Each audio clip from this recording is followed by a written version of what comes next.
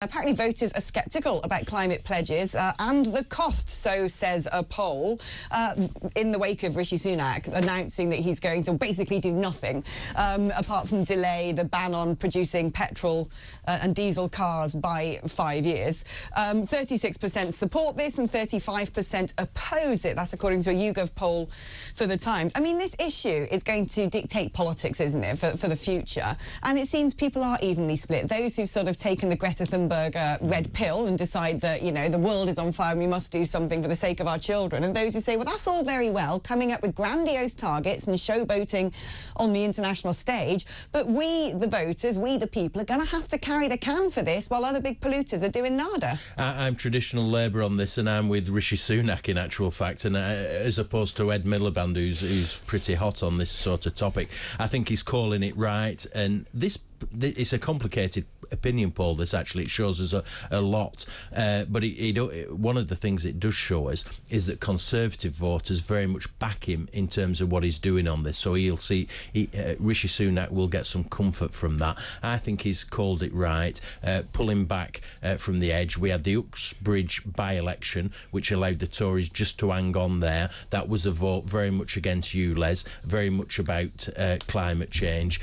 People are very despondent about these targets. They don't believe they can be achieved. That's what this opinion polls show, and I think Sunak has been right to react to that from a political perspective. He's called it right. And the problem with this, isn't it, Matthew, is the whole topic has become a bit taboo, and it's you'd think after Rishi's announcement that he'd said he was going to go about with a can of gasoline and start setting wildfires or something. Make oil boilers compulsory or something. when he's actually just delayed something a little bit by 5 years. Yeah, look, I'm somewhere between Ed Miliband and the Green Lobby and Rishi Sunak on this, and I think actually that Keir Starmer has missed a bit of a trick by not getting in earlier, because the two main areas. One is the ban on new petrol cars.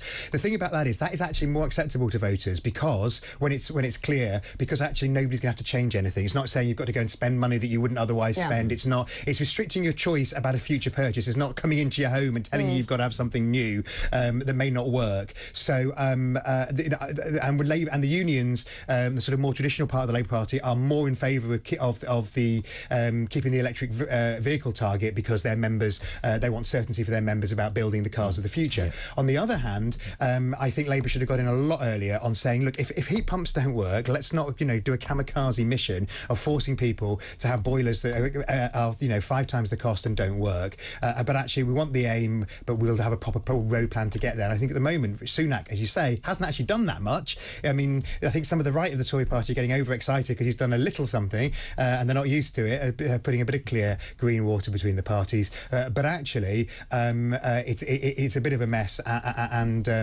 Labour should have got ahead of him on this boilers question, which is the thing that's really worrying people, isn't it, Sam? Yes, it will be, absolutely. Yeah, you own a boiler, you've got to replace it, and there's no proper technology that people can get comfort from in terms of what you should replace it with and what the cost will be. Do you know what I don't understand about this? It reminds me of all the sort of Brexit, the good old Brexit days, is the media reaction, obviously not on here in Talk Towers, but the media reaction to this. They sort of like, jumped up and down and said, oh, car manufacturers, they're all going crazy. Ford went, well, we don't really know what we're up to. BMW went, meh, we don't really care, we're just going to crack on with our own plans. Basically, most car manufacturers were totally fine about it, and the media launched on one little statement from Ford, which just says, all we want is clarity. And I kind of think to myself, well, if you want to start making electric vehicles because you think that's where the market's going to be, crack on and do it. You don't need the Prime Minister to tell you when. Well, they want certainty. But the problem is, because they do pan-European production, they want to have absolute certainty that they can't make petrol cars and diesel cars for Britain and electric vehicles for the rest of Europe. But then we've come in line with the rest of Europe. You'd think they'd say, oh, that's quite useful. We're not being, and also put a sock in it, Ford, because they took an EU grant to move their transit van production out of the UK to Europe, so they can jog on. I agree, and sometimes you don't need to listen to big business on every occasion. I agree with that. The point that links these two stories together is the fact that the political story is that Sunak's come back off holiday and he's trying to change the mood music, and so these two big stories, HS2 is trying to change and changing the climate change targets,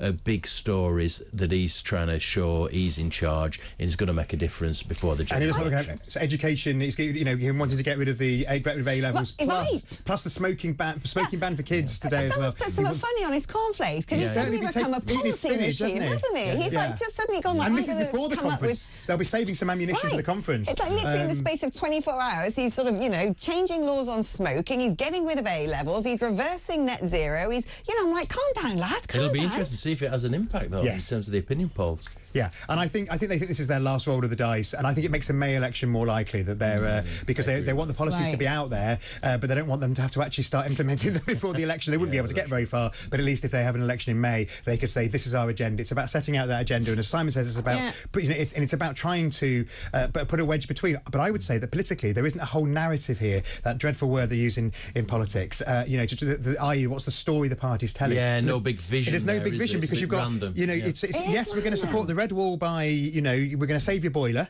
but on the other hand, we're not going to give you the fast train to connect you. So it's mixed messaging, and that's the worst thing you want in politics. So you sometimes need to be careful that you don't in all this kind of spew of new ideas, you don't lose the big picture. But I don't think Starmer's doing much better on that. And I wrote a piece for Business Leader magazine this week about Starmer cozying up to Europe, going to see Macron. That's not going to appeal to red wall. No, absolutely. Starmer went over to Montreal. We were talking about this the other day.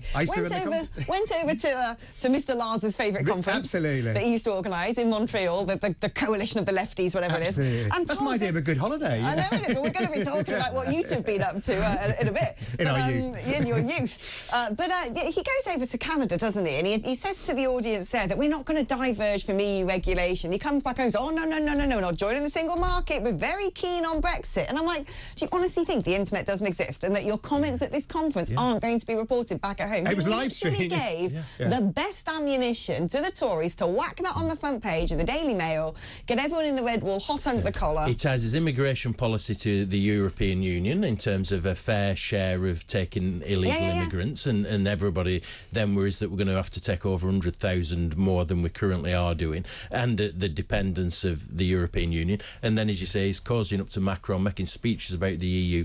Why he's doing any of that? Well, I don't think he wants to be Prime Minister, does he? As far as I can tell, he wants someone else to do the job for him and say, what should be in the manifesto? Oh, please tell me Trudeau, please tell me EU. They've had a tricky week, and I've been looking again at all the pictures, and Justin Trudeau's selection of jazzy jackets, which I experienced, is something to behold. Absolutely. I think Simon's absolutely right. The messaging on this needs to be so careful, because the truth of the matter is, what Keir's in danger of is he's going to keep nobody happy, because although he may have shown a bit of leg to the international crowd at the Montreal conference, and the same with Macron, when it comes to Britain, the manifesto will be clear: no rejoining the EU, no rejoining the single market, no rejoining joining the customs union, and so that's going to disappoint the kind of liberal voters who are in some ways Labour's core vote, and it used to be that Labour had the core working class vote and had to add on the liberal middle classes, and now it's the other way around. And so he needs to be careful he's not keeping anybody happy.